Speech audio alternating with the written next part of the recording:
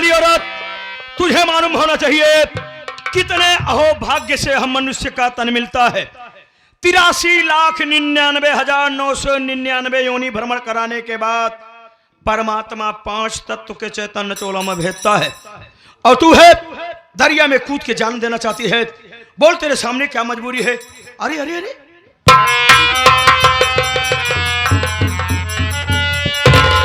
जानना चाहते हैं बाबूजी? बेशक, सुनिए, फरमाइए।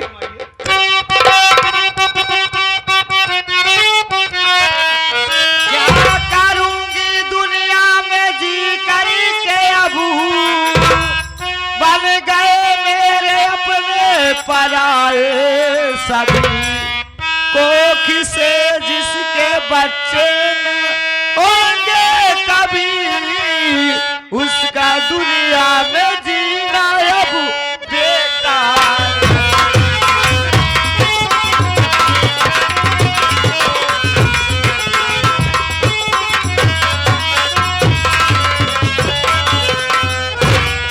पहली बात तो मैं तुम्हारी बातों को भली भांत समझ नहीं पा रहा हूं। एक तरफ कह रही हो कि कोख से जिसके पैदा ना हो बच्चे कभी, उसका दुनिया में जीना बेकार है, और एक तरफ कह रही हो कि हमारे अपने पराये हो गए। सबसे पहले तुम ये बताओ कि तुम कौन हो, कहाँ की रहने वाली हो, तुम्हारे परिवार में कौन कौन से लोग हैं, और तुम्हारे परिवार के वो सदस्य कौन हैं जो पहले अपने थे और आज पराये हो गए हैं? जानना चाहते हैं आप बाबूजी? बोलो। सुनिए, मैं कहीं दूर की नहीं रहने वाली हूँ। आप कहाँ की रहने वाली है, आप हमें अवगत कराएं। मैं इसी विक्रम नगर की रहने वाली हूँ। तो आप विक्रम नगर की रहने वाली हैं। आपका शुभ नाम? मेरा नाम चंचला। Very good. परिवार में और कोई? मैं जमींदार विक्रम सिंह की दूसरी औरत। हमारी सबस 2 लड़के 1 लड़की है। बड़े बेटे का नाम करण और छोटे बेटे का नाम अर्जुन। एक बेटी है जिसका नाम गीता है। जमींदार साहब हमारे चोरी चोरी हमारे पेट का ऑपरेशन करा दिए, ये समझकर हमारे कोख से कोई बच्चा पैदा होता है, मैं इन तीनों बच्चों के साथ सौतेलापन करूंगी। जब ये सारी बात मैं सुनी, मैं अपने आप को संभाल नहीं पाई। मैं ये सोचने लगी, मैं एक औरत हूँ, इन लोग से बदला नहीं ले सकती हूँ। चलूंगी किसी नदी कुएं में कूदकर मैं अपनी जान दे दूंगी। यही मेरी कहानी है बाबूजी। तो कहने का मतलब यह है कि आपका नाम चंचला है, आप जमींदार विक्रम सिंह की दूसरी पत्नी हैं। आपके सौतन से 3 बच्चे, बड़े लड़के का नाम करण, छोटे लड़के का नाम अर्जुन, बेटी का नाम गीता।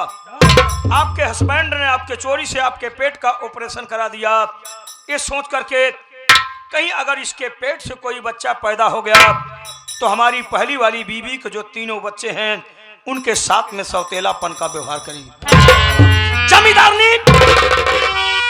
जमींदारनी एगो बात हम तोरा के बोलब ना तो तोरा के मिर्ची जैसा लगी बुझ। अरे बाबूजी क्या बोलना चाहते हैं? मुझे मिर्ची जैसे क्या लगेगी? अरे सही तो ही हो, सब तो ही हो, जमींदार साले का पूरा परिवार। तो कौन होते मेरे बोले? ओ मेरे पति है, मेरे देवता है, मेरे साथ कुछ करे, तुम कौन होते मेरे परिवार के बोलने वाले? बढ़िया बोला तारू, बढ़िया बोला तारू, बढ़िया बोला तारू हो। पति हो, देवता हो, भगवान हो, तो पूजा कर, आरती उतार। काहे मरद बनी, काहे मुअत बनी, रउआ सत कहता नहीं, ई जमींदार साले का पूरा परिवार हो। अरे बाबूजी मैं ये क्या देख रही हूँ? जमींदार के नाम पे आपके आंखों में खून उतर है, क्या दुश्मनी है? आप कहाँ के रहने वाले हैं? आपका नाम क्या है बाबूजी?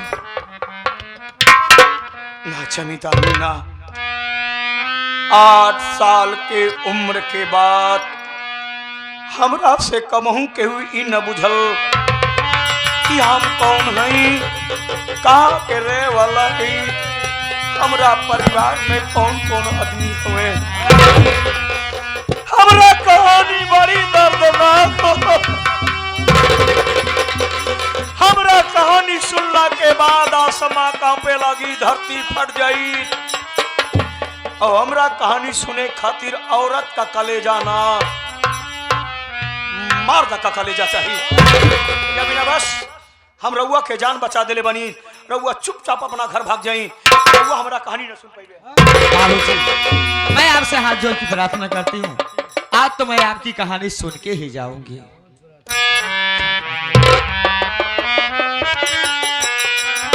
ठीक हो, अगर रउआ जिद करत बनी तो सुनी। आज भी गांव में चिहू के भी बहन बेटी का डोली उठत ह। हमरा के ऐसे मालूम पड़त ह जैसे उ डोलिया में हमार बहन उर्मिला दुल्हन बन के बैठल बा। ओकरा डोलिया हम दोनों भाई अपना कन्हवा पे उठा के ओकरा ससुराल के तरफ लेके जाता नहीं। पर ऐसा ना बन जमींदानी, अरे जौना बहन का हम डोली उठावा चाहत रही, तोरा पति जमींदार विक्रम सिंह हमरा बहन का डोली उठाई के पहले अर्थी निकलवा दिले।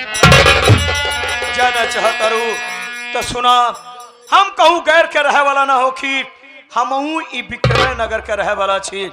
आज हमनी के नाम कालीचरण हो, पहले का हमार नाम अरविंद प्रताप रहा। हमारे गो भैया रहले जेकरा नाम राजेंद्र प्रताप रहल, मता हमारे गो बहन रहल जेकरा नाम उर्मिला रहल। मतारी बाप हमार लोगन के बचपन में मुँह गले जमींदानी। हमार भैया हमरा के हमरा बहन के पाल पोस के सयान किले रहलन। दोनों भाई का एक गो सपना रहल कि जौना दिना हमार बहन पढ़ लिख के सयान होखी, दुल्हन बन के डोली में बैठी, ओकरा डोलिया हम दोनों भाई अपने कन्हवा पे उठा ओकरा ससुराल ले जइबे। पर ऐसा ना भइल जमींदारी।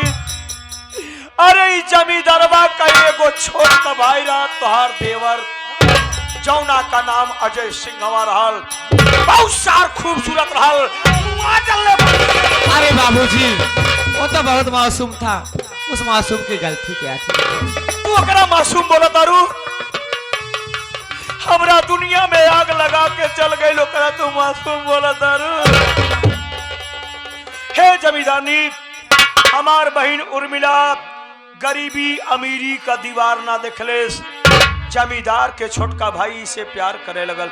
यह ना जमींदार का भाई क्या प्यार का निशानी हमरा बहन के पेट में खुलत रहो।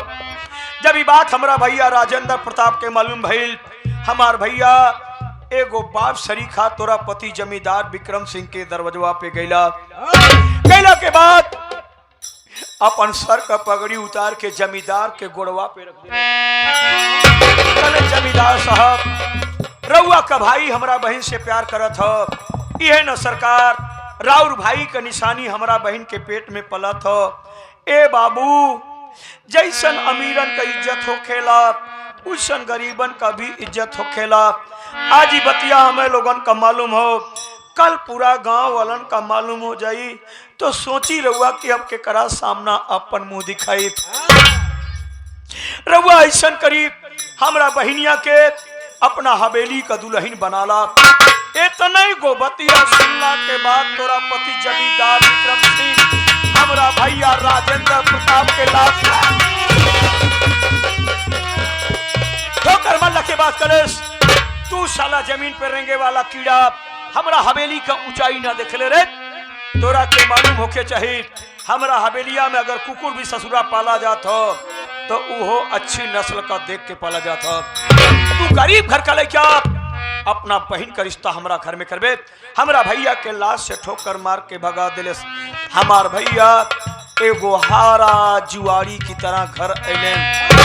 बहन दौड़ के आरकी का भल भैया, रउआ का हमरा शादी खातिर रिश्ता लेके जमींदार के दरवाजे पे खड़ा। का भल भैया, जमींदार तोरा बतिया मन ले कि ना मन ले? हमार भैया एगो पत्थर की मूर्ति जैसे खड़ा होके बहनिया के बात सुनत रहे, कुछ न बोलत रहे। हमार बहन अपन कसम दे दिले, भैया मजबूर हो गए, सारी बतिया हमरा बहन उर्मिला से बता दिले। जब हमार बहन उर्मिला सुनले कल, भाई भगवान अब केकरा सामना हम अपन ही मुंह दिखाई, अब ता हमरा से कहू सदियों न करी। दौड़ के घर में ढुक गई। ढुकला के बाद छत में लगल पंखा में दुपट्टा से फांसी लगा के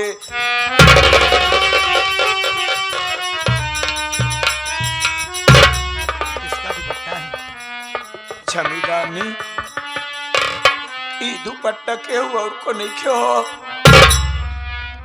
ई दुपट्टा हमरा बहिन उर्मिला का जमींदारनी गरीबी रहल हो एक कई गो कपड़ा हमरा बहिन के रहल भैया एवलन खिड़की से देखलन बहिन कलाश पंखा से झूलत रहल ऊ के कुछ न बुझाइल वो छत पे चढ़ गईले ओना से कूद के छलांग लगा के भैया भी जान दे देले। हम 8 साल का अरविंद प्रताप ऐ लड़का लोगन के साथ स्कूल पढ़ाई गए रनी ओना से औनी देखनी तो हमार घर ना बल्कि शमशान घाट लौकत रहे। ऐ गाँव वालन का सहारा लेके 8 साल के उम्र में अपना भाई बहन का लाश अपना कंधा पे उठौनी इलाहाबाद की पावन पवित्र धरती संगम पे ले जाके अपना भाई बहन का अंतिम संस्कार कर ली। समय हमारा भाई बहन का चिता जलत रहा हमारा आंख में खून उतरत रहा। हम कसम खात रही कि आज से अरविंद प्रताप मर गई आज से अरविंद प्रताप मर गई पैदा हो गई।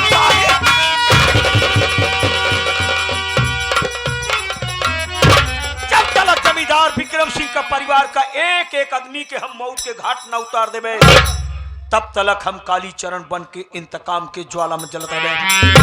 जमींदार रउआ भले ओकर मेहरारू हो जाके सारी बात बता देवे पर तोरा के समझावा तनी उना के बीच के उना परिवार के बीच में आवे को कोशिश न करिया ना तो हम तोरा का भी मुंह आ डाला बुझली। अरे बाबूजी वास्तविक चीज है आपकी कहानी तो बहुत दर्दनाक है। क्या करोगे जो होनी रहती हो के रहती है होनी प्रबल होती है। ई होनी रहल जमींदारनी तोरा अमीरन खातिर होनी होखेला गरीबन के दिल से बुझा तब तोरा का बुझाई। जमींदारनी अमीरन के घर में रोज दिवाली मनावल जाला हो लेकिन गरीबन के बस्ती में जाके देखा मैडम जौना दिन गरीब काम पे ना जात हो बड़ा मुश्किल से चूल्हा जलत हो। ये गरीबी तंग दस्ती भूखमरी देखी नहीं जाती ये गरीबी तंग दस्ती भूखमरी देखी नहीं जाती। आजकल के लुटेरे लीडरों की लीडरी देखी नहीं जाती। हम तो अमीरों के महलों को देखते हैं अपनी नेक नजरों से पर उनसे हमारी ये टूटी हुई झोपड़ी देखी नहीं जाती।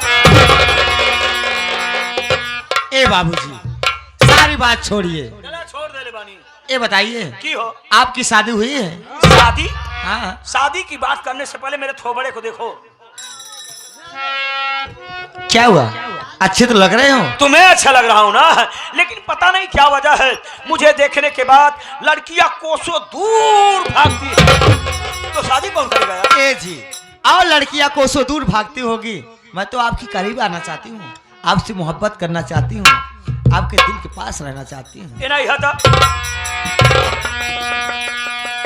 साथियों कहा गया है कि स्वार्थ लाई कनई सब प्रीति सुर नन मुनि यह जग कई रीति। आजकल का जमाना ऐसा है साथियों कोई किसी को एक कप चाय भी पिला रहा तो उसके पीछे उसका कुछ न कुछ स्वार्थ है। एग्जाम्पल के लिए उदाहरण के लिए मैं आप लोगों को एक मिसाल देता हूं। जैसे प्रधान जी उस रास्ते से जा रहे हैं किसी ने आवाज दीजिए प्रधान जी 1 मिनट रुकिए हैं आइए चाय पीते जाइए। प्रधान जी आ गए चाय पीना शुरू कर दिए पूरी चाय खत्म नहीं हुई कि अपना मसला रखना शुरू कर दिए हैं। मेरे पिताजी की वृद्धा पेंशन लगवा दीजिए हमारा अंत्योदय वाला कार्ड बनवा दीजिए। अरे आप मुझसे शादी करोगी इसमें आपका क्या बेनिफिट है भाई? ए बाबूजी इसमें आपका बेनिफिट है और मेरा भी बेनिफिट है। जिस बदले की आग में आप जल रहे हो उसी बदले की आग में मैं भी चल रही हूँ। साथियों काली चरण हर वक्त मौके का फायदा उठाया है। यही वो पैमाना यही वो सूत्र यही वो धागा है जिसके जरिया मैं कभी न कभी जमींदार विक्रम सिंह के हवेली में प्रवेश कर सकता हूँ। कालीचरण बेटा क्या देखता है, लोहा गरम है हथौड़ा।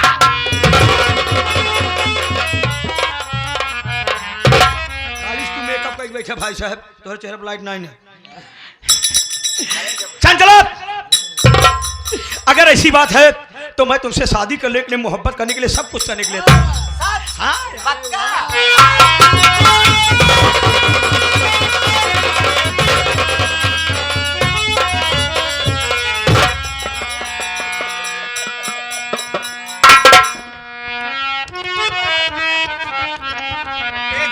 बोली जी। देखिए, देख तो रहा हूँ, सुनिए, सुन तो रहा हूँ। आपको जैसे मालूम हो, कैसा मुझे मालूम हो, हमारे पेट से बच्चा नहीं होगा। हाँ। ये समझ के कभी मुझे धोखा मत दे। अरे है चंचला, बदलने वाले हम चीज नहीं, बदलने वाले हम चीज नहीं, हम मर्द हैं कोई कमीज नहीं। तुम्हें धोखा देने वाले हरामखोर को मिर्गी आए, नाक रगड़ रगड़ के खरंजा पे मर जाए। ए चंचला, स्वार्थ में बदल जाऊं वो व्यवहार नहीं हो, स्वार्थ में बदल जाऊं वो व्यवहार नहीं हूं, चोर डकैत कतली का ठेकेदार नहीं हूं।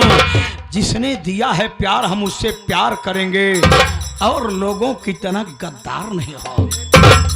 ए जी चंचला, अब बता, मेरा प्यार पा गई है, अब जमींदार विक्रम सिंह के परिवार को कैसे बर्बाद करेगी तू? ए जी, अगर आप मेरा ऐसा साथ देते रहें तो मैं आपसे वादा करती हूँ, इस जमींदार विक्रम सिंह जैसे मेरी जिंदगी बर्बाद किया है, इसके हवेली में आग न लगाई तो मेरा भी नाम। अगर मेरे बताए हुए रास्ते पर तू चली, तू अगर चलती रही मेरे बताए रास्ते पर, तो मेरा वादा है इस जमींदार साले का हवेली का एक एक ईटा अगर एक एक जिला में भेजवा दिया तो हमारे महतारी के दूध हराम है। ए चंचला, अरे मजहब नहीं, मोहब्बत है हमारी, कोई जात नहीं। मोहब्बत की कोई जात नहीं होती, ऑलरेडी किसी से हो सकता है। अरे मजहब नहीं, मोहब्बत है हमारी, कोई जात नहीं। हम दोनों को विक्रम सिंह क्या मिटाएगा, उसके खानदान की औकात नहीं। आज मैं दिखा दूंगी सौतेली माँ का कहार कैसे होता है। जीना हराम कर दो, जीना हराम कर दो, सोना हराम कर दो, खाना हराम कर दो। ए जी बोली जी, सुनिए, सुनाई।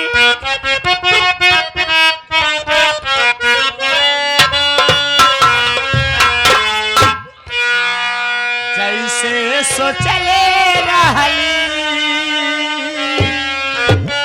कैसे सोचले रहली, जैसे सोचले रहली, वैसे पियावा मोर बाटे सावर लगो।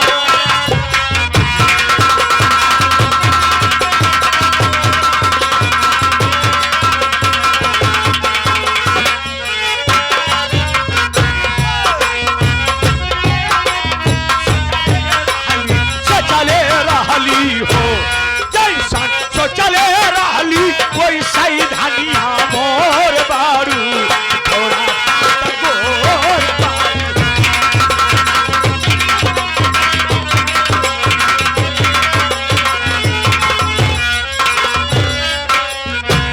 जैसे सोचले रहली, वैसे पियावा मोर बाटे सावर लगो।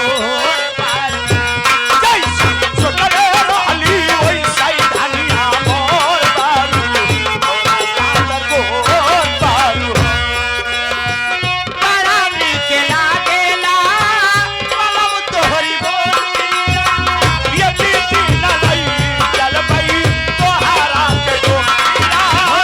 बड़ा नीक लागेला मलम तोहरी बोलिया। ये बीती न गई चल गई तोहरा के डोरिया। ओ सावर हर धनिया मोर बारू,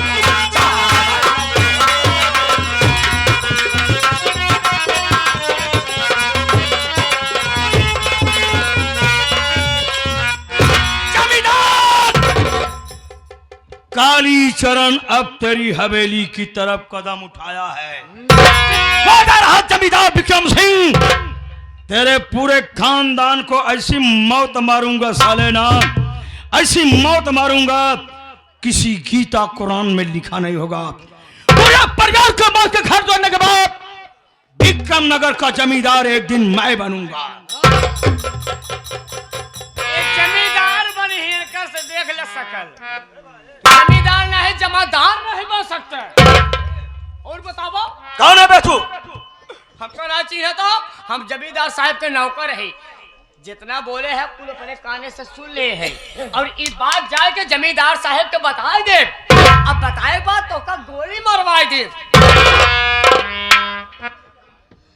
तू जमींदार का नौकर है, मुझे जान से मरवा देगा। जौने राजा का मंत्री सार कौआ हो तो गंदगी में टोट मरबई करे। अब आए साले, विक्रम नगर का जमींदार तो मैं बनूंगा बेटा। जहां बात मौत की है ना, दुनिया मौत से डरती है, मौत ससुरी हमसे भागती है बे, दुनिया मौत से भागती रहती है, लेकिन कालीचरण मौत को अपने हवेली पे बुला के मुजरा सुनता है बे। विक्रम नगर का जमींदार तो बनूंगा बे, उसके लिए चाहे विक्रम नगर की हर गलियों में खून की सुनामी लहर क्यों न दौड़ानी पड़े, कर गुजरूंगा। लेकिन अपनी जुबान को कंट्रोल रखने के लिए बेटा, स्वार्थी संसार में बोल तुझे क्या चाहिए साले, बोल। हो पहली बात तो हमारे पास कुल भरे जगह बाटे, ई टेंट हमारे, ये लाइट बत्ती जनरेटर कुल हमारे ही है, लेकिन एका रखा ही बरे जमीन नहीं बेकर रखी कहाँ रखी। ऐसा है हमका जमीन साढ़े ये वादा रहा बात, जिस दिन मैं विक्रम नगर का जमींदार बनूंगा 10 बिस्सा तेरे नाम करूंगा। 10 बिस्सा, 10 बिस्सा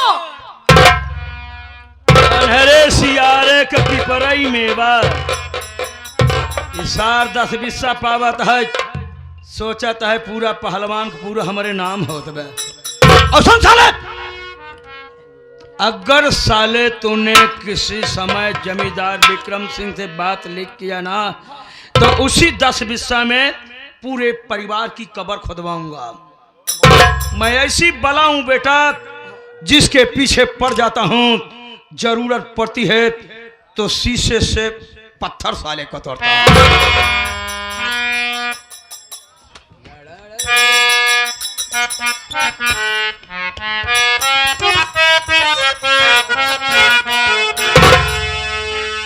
थोड़ा भाईजान वगैरह के लिए थोड़ा सा मनोरंजन है। और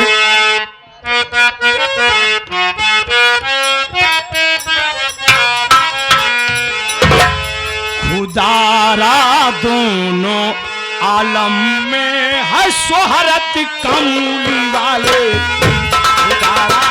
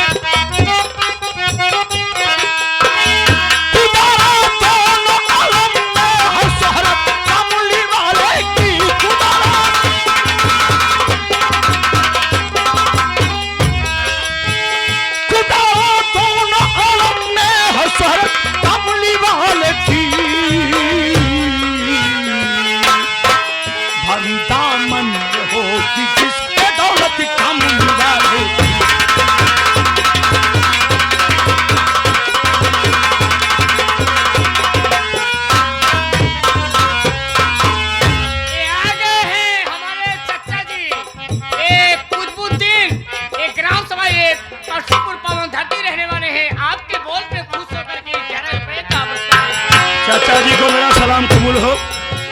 खुदारा दोनों आलम में है शोहरत कमली वाले की, हरी दामन हो जिसके दौलत कमली वाले की।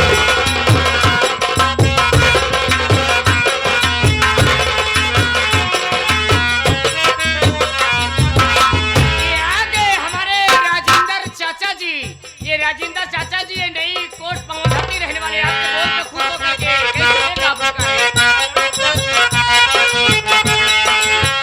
खुदारा दोनों आलम में है शोहरत कमली वाले की, हरी दामन में हो जिसके दौलत कमली वाले की।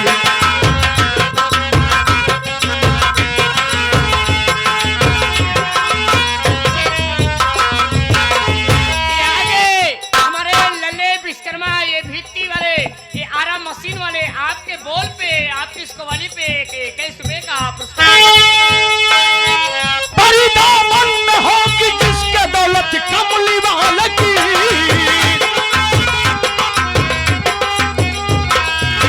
बड़ी दामन में होगी जिसके दौलत कमली वाले की।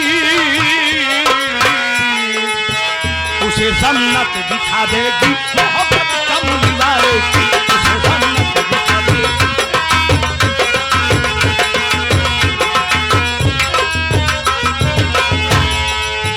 मोहम्मद मुस्तफा जब आमिना के घर हुए पैदा, मोहम्मद मुस्तफा जब आमिना के घर हुए पैदा, उजाला चारों से फिर अहमद मुख्तार का पैदा।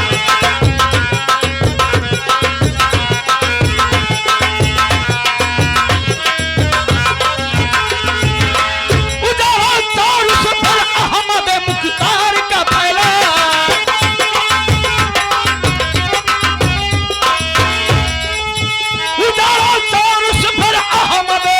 मुख्तार का फैला, अरे मुझे बेहद पसंद आई ये सूरत कमली वाले।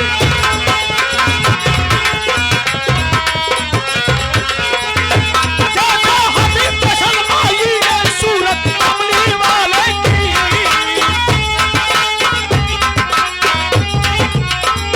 बेहद पसंद आई ये सूरत कमली वाले की।